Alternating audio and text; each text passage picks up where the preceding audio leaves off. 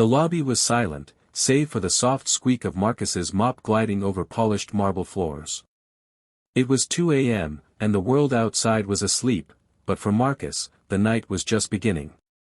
In his faded uniform and worn-out sneakers, he moved with quiet purpose, humming the lullaby his daughter loved at bedtime.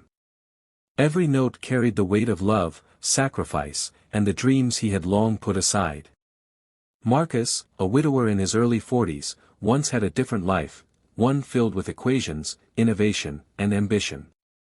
An engineering degree gathered dust in a drawer somewhere, a relic of a time before tragedy and financial hardship reshaped his world.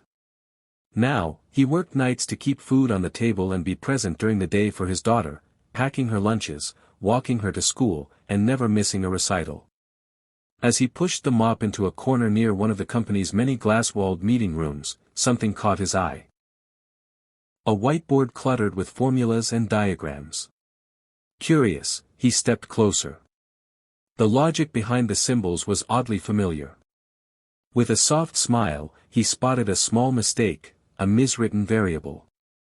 Almost instinctively, Marcus raised his sleeve and gently corrected it with a swipe, like brushing off dust from a memory. He stood back, satisfied. It felt good, like breathing in a part of himself he'd buried long ago.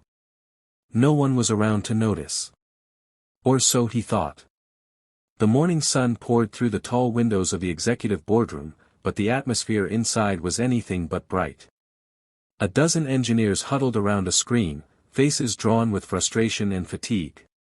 Coffee cups cluttered the table. The CEO, a sharp woman known for her calm under pressure, stood at the head of the room, arms crossed, her voice tight with urgency.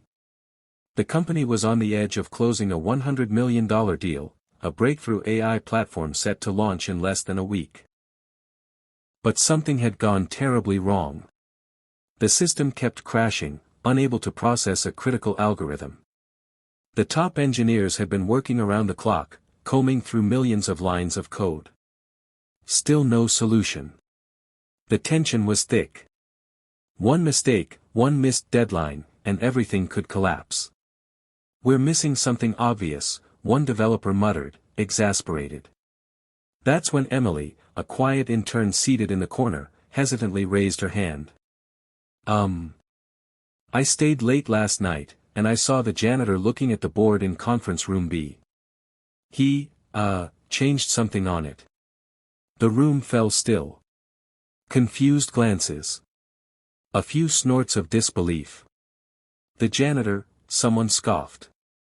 But the CEO didn't laugh. She narrowed her eyes, thoughtful. "What did he change?" Emily walked over to the adjacent whiteboard, pointing to a corrected variable. "That. He just wiped it and rewrote it." A senior engineer frowned, then his eyes widened. "Wait a second, that actually makes sense." Marcus stood awkwardly just inside the doorway of the open workspace, mop still in hand, unsure why he'd been called in. His name echoing through the intercom minutes earlier had made his heart race. Had he done something wrong? Broken something? The CEO stood waiting, flanked by lead engineers and curious staff members gathering around. She gestured him forward gently. "Marcus, can I ask you something?" He nodded slowly, eyes darting to the dry erase board filled with code. "Was this you?" she asked, pointing to the corrected equation Emily had mentioned. Marcus looked down, embarrassed. Yeah. I just noticed it while I was cleaning. Old habit, I guess.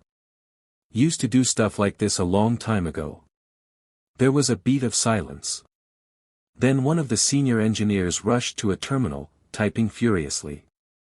The corrected line was plugged into the system, a few tense seconds passed, and then it worked. Perfectly. The screen lit up green. Cheers erupted. Engineers high-fived, jaws dropped. Marcus stepped back, stunned. "That fixed it," he whispered. The CEO turned to him, eyes shining with something deeper than surprise, recognition. "You didn't just fix it," she said, voice warm. "You saved the whole launch." Marcus blinked, unsure how to process the praise. "I was just trying to help." But in that moment it was clear to everyone, he wasn't just a janitor. He was a brilliant mind, hidden in plain sight.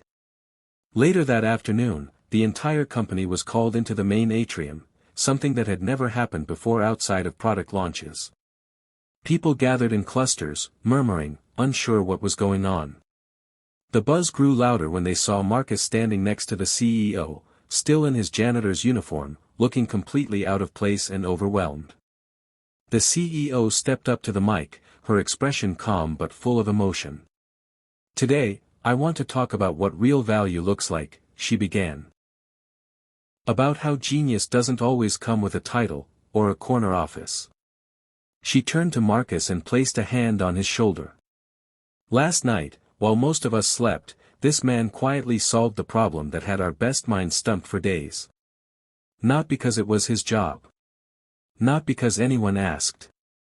But because he still carries the passion, the talent, and the heart of a true engineer." Gasps rippled through the crowd. Phones came out. Marcus looked down, eyes glistening. She continued, "We're not just thanking Marcus, we're investing in him.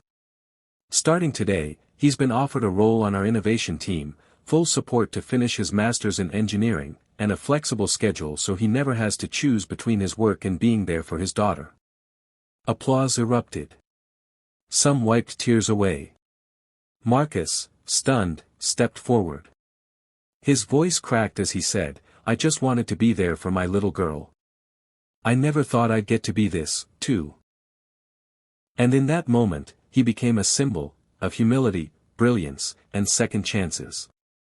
Months later, the company felt different, not just more successful, but more human.